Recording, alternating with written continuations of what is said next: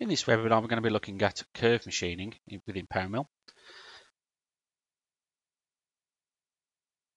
Curve machining consists of 4 toolpaths: face milling, chamfer milling, 2D curve profile, and 2D curve area clearance. So we're going to start by looking at face milling. Face milling is very, very simple in its makeup, okay, but it's one of those strategies that can get overlooked. I've seen people over the years create single slice area clearance toolpaths just to simply face off the top of a component. But there's really no need to do that because we've got face milling within curve machining. So if we come down to face milling, and you'll find the curve machining toolpaths under the curve machining options just there. So if we come down to face milling, and just like any other toolpath within PowerMill, we need to define a stock. I've already got a stock defined, and of course we need a tool defined as well. Now the first thing we need to tell face milling is the position of the Z-axis. So if we hover over this icon just here, it's asking me to pick the Z value of the face. Again, it's something that gets overlooked. There's a lot of forms within PowerMill that's got this icon on, and it allows us to interactively pick a dimension from the model. Again, many times I've seen people measuring distances from datums. There's really no need. So I'm just going to click that icon, and you can see now I've got Z0 that's attached to my cursor, and as I hover over the path, you can see that value change. So we simply click where we want our face milling operation to be. So I'm just going to simply click there, and it fills out the field for us. Now in this example, this is 15 millimeters thick. Our Z0 is at the base of the part, so it's relatively straightforward.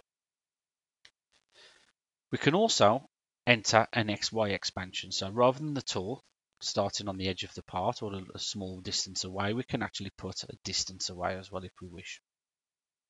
We can also control the engagement feed rate. If this is particularly hard material, we can actually slow the feed rate down as the tool enters the part. We can also specify the style of the toolpath. We can have one way, two-way, spiral, or one pass. One pass is very useful if you're using a tool that's wider than the part. So for example, if this part measured 50 millimeters and you was using a 60 millimeter tool, we could simply say one pass, and PowerMill would work out where the center region would be to put a single pass down the middle. Spiral would take a pass down here, across, back up, and then it would work its way in a spiral back to the center of the part. But for the majority of the time, two-way is what most people would specify. And again, we just simply specify the step over. So it's simply a case of hitting calculate, and you can see now we've got our toolpath face milling the top of the stock. Now what's quite useful is the ability to be able to specify cut distances. If we look at the stock on this part, if we just go to the dimensions of the block, okay, you can see that we've got 2 millimeters on the top of the part because it's saying 17 millimeters. So if we come to cut distances, we can say that stock depth is 2 millimeters, and I want a step down of 1 millimeter. But this time, if we calculate, you'll notice now I've got 1 millimeter depths of cut to take a 2 millimeter stock off. What's actually quite nice is the ability to put a finishing pass across the floor. So if we want just a light spring pass of say 0.2 of a millimeters, we can simply enter that value there. And if we zoom in on the toolpath there, you can see that I've got my 1 millimeter cut there, my 0.8 millimeter cut there, and then that's that 0.2 finishing spring pass at the bottom. So again, we can take that out. Let's go to cut distances and put my stock depth back to 0. And that will just do my single pass again. And again, standard PowerMill functionality for the leads and links works in exactly the same way as if it was any other toolpath. So that's face milling. It's a very simple toolpath, but again, an important one to point out. It tends to get overlooked.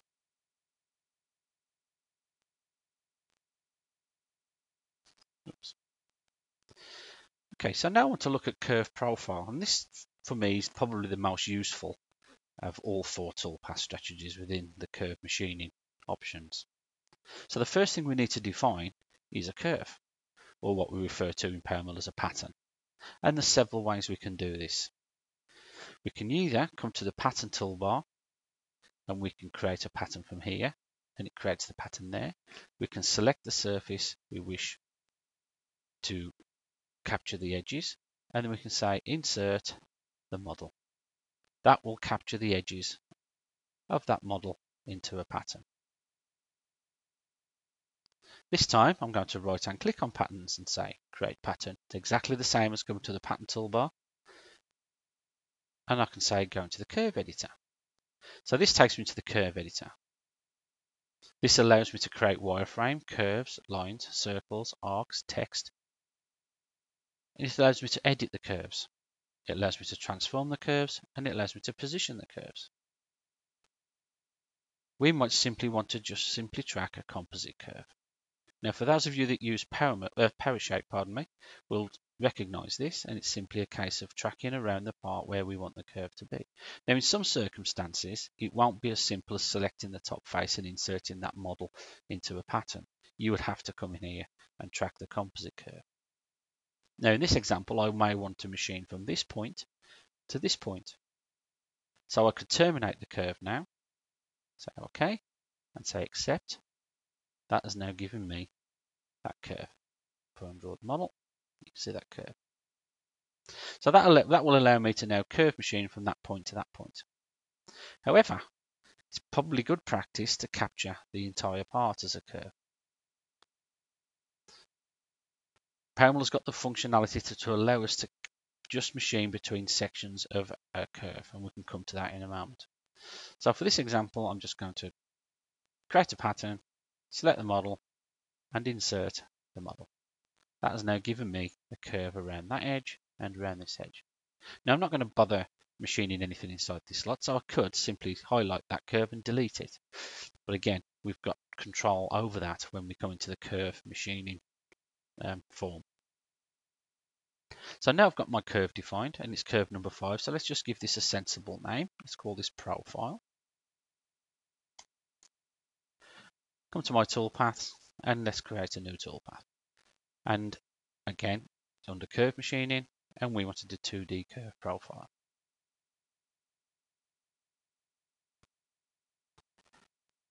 So again, we could set our work plane, our block, and our tool up here, but we've already got that defined, so we can simply come straight down to curve profile.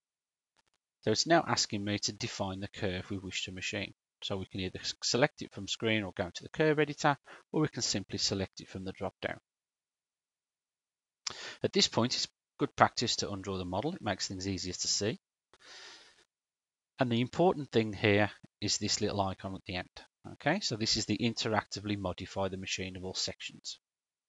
If we click that, that takes us into another mode. So here we've got control over which curves we want to machine, which curves we don't want to machine. We've got control over we're going to be cutting climb or conventional. And you'll notice as I change from climb to conventional, you'll see the little markers on screen there just change. And I can say cut direction any. So again, we cut direction climb or conventional. You'll also notice that if we draw the model, you'll notice that the tool is the wrong side of the curve. There's several ways we can control this. We can say reverse, or we can simply click on the tool. You may be in a scenario where you want to machine that side of that curve and this side of that curve. So reverse wouldn't give you what you need. So we can click individually the curves we wish to machine. I'm not interested in machining this curve, so I'm just going to highlight it. And then I can say remove selected curve. So now I'm machining this side of this curve.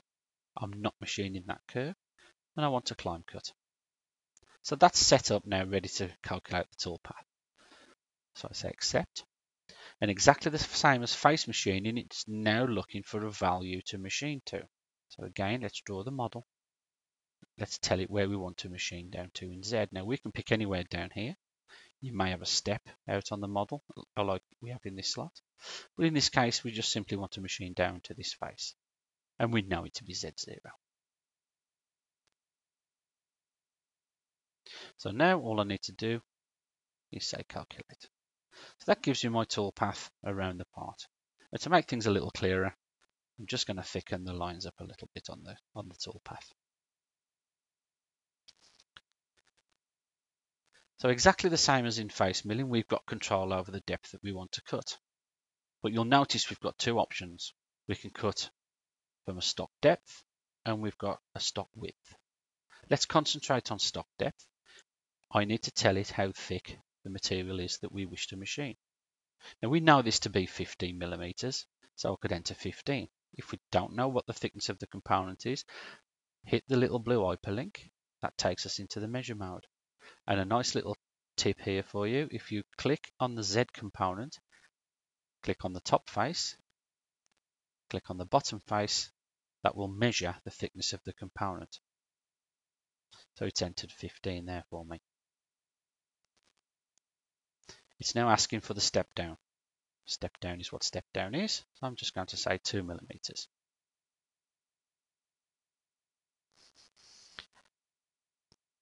And exactly the same as in all toolpath strategies, we have control over the leads in and the lead outs as well.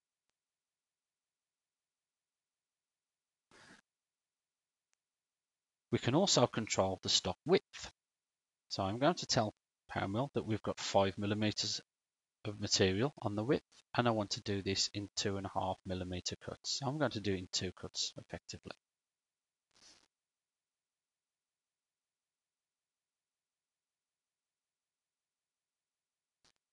You'll now notice that we've taken material off on the 2 widths. If we look at the stock, we can now add even more to that if we wish. So this time I'm going to change my step down to be 5 millimeters. I'm going to change my stock width to be 15, and I want my step over to be 5. And you'll notice, just like area clearance, it trims it to the stock that we're actually machining. If I was to make that stock a lot wider, then obviously it wouldn't trim the toolpath. So I'm going to take my stock width back to 0 and just get my toolpath back there. Now exactly the same as within face machining, we've got control over the spring passes, but this time we've got a wall finish as well as a floor finish.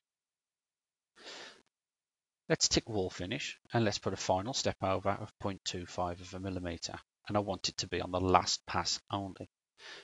So we'll do a cut here, cut here, cut here, and then a final spring pass just inside the last cut. And you can see we've got that 0.25 spring pass just there. Now we can add that to every cut if we wish by simply unticking last pass only. And now we have our 0.25 spring pass on each pass. And again, we can do the same for the floor if we wish. I'm just going to untick wall finish just to get my toolpath back to where we were. Now, if you recap to when we were capturing the curve, I said we could track the curve from here to machine, just that simple section. PowerMill allows us to control that from within this form. Again, we come back to this little interactively modified machinable sections icon that sits here. I'm just going to take a top view and I'm just going to undraw the tool to make things a little easier to see. And I'm also going to undraw the model.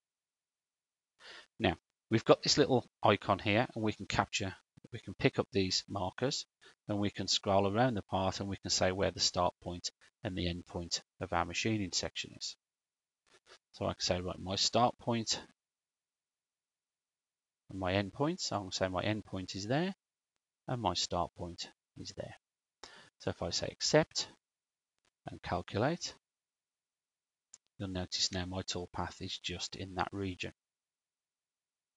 We may wish to change this some more.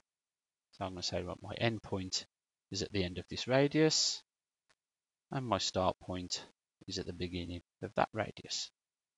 Say accept, say calculate. Now the beauty of this, if we was to copy the toolpath and make these changes, we don't have to have another curve if we make another copy and put a different machining section on. PowerMill will remember the machining sections that we have set.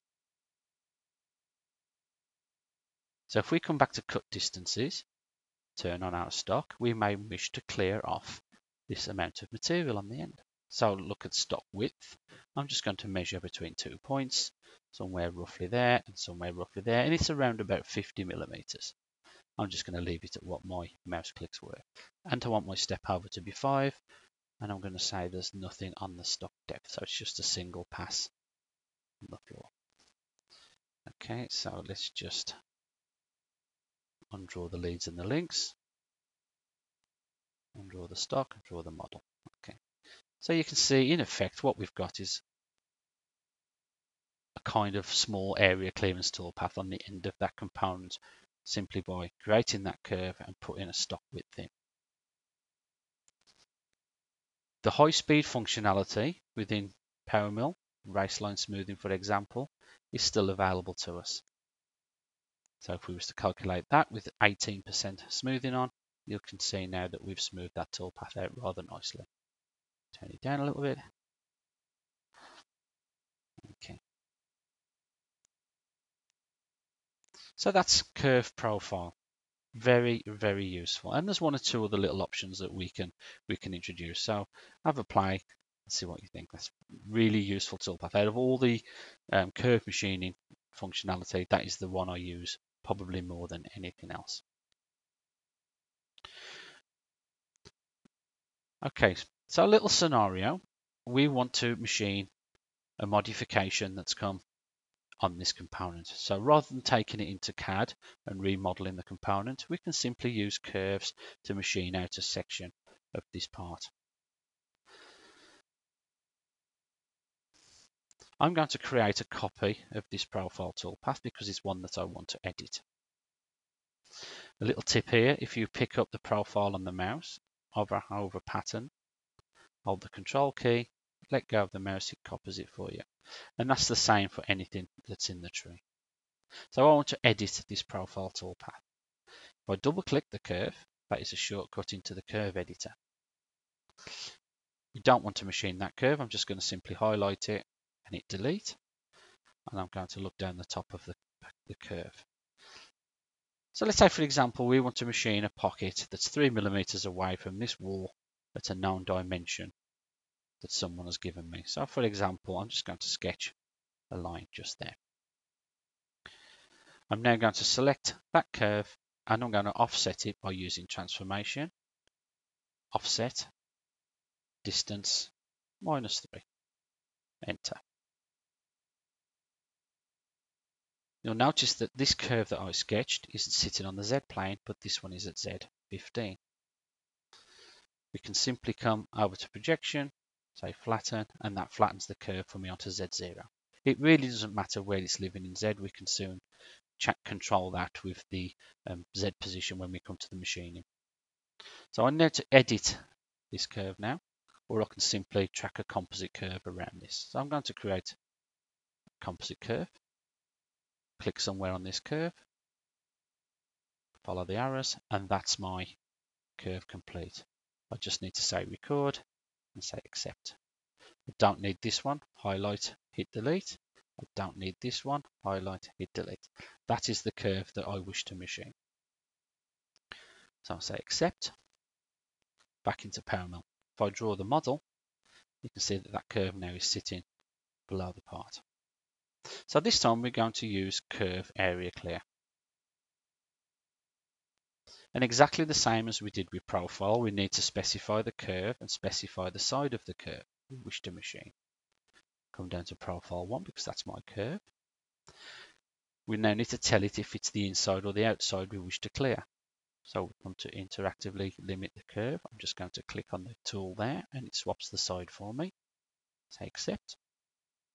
We now need to give it a lower limit to machine to. I know it to be 0, so I'm just going to type in 0 there. We now need to give it a stock depth where we know it is 15 millimeters, and I'm going to give it a step down of 2. And again, we can specify a horizontal step over there for the clearance. So that has given me a small area clearance toolpath on the end of the component, just there, so we can make a modification locally if we wish.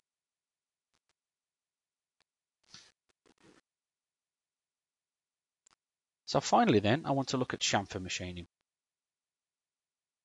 So if we come to toolpath, curve area machining again, and this time we come to chamfer milling and say OK. This time we specify a different tool. I've just got a 45-degree taper tool defined. We need to tell it exactly the same as before. We need to tell it the curve we wish to machine. So I'm going to use curve for that profile. So it's profile. Yes. And the same as before, specify which side of the curves we wish to machine. So accept. Now there's one or two little things on here we need to bear in mind. We have control over where we position that tool in relationship to the curve. We can specify the tip of the tool a distance away from the curve, so it drifts down. We can specify a distance from the top of the tool to a position on the tool, so it positions itself there. Or we can specify a distance from the tip of the tool down, so it settles itself on the tool there. Now I always tend to use the first option in the drop down box, and that is a distance from the back of the tool here to a position on the tool where we specify. And I'm just going to say it's 3 millimeters because I know that tool to be around about 7 millimeters in length. The second thing we need to specify, and again this is quite important, and this is the position of the curve. Where is the position in relationship to the chamfer? The first option, it would be at the top edge of the chamfer. The second option is at the bottom edge of the chamfer. And the third option, which is the most common and the most popular if you're machining a model that hasn't got the chamfer modeled, is the theoretical sharp corner, and that's the one that most people tend to use. We can specify the width and the depth of the chamfer, so I'm going to say 1.2 millimeters. And you'll notice it fills out the depth of the chamfer at 1.2 millimeters as well, because we've defined the chamfer angle by whatever the chamfer is on the tool. And we can define the chamfer angle with a numerical value if we wish to, but most people define it by the angle that's on the tool. So I just simply calculate. Oops, I've left the cut distances in. Let's take those out. Stop depth is 0. Okay, so that gives me a nice tool path. So if I just simulate the tool from there, you can see now that I've got my 1.2 millimeter chamfer on my part. And to highlight where we can position this tool a little easier for you to see, if we come to chamfer milling, if we come to tool position, if we set 1, you can see now that the tool is much further down. So that is that 1 millimeter distance just there. Again, so let's change that to 4. And now you can see we're 4 millimeters from the back. And exactly the same as with the other strategies, we've got control over cut distances and stop width.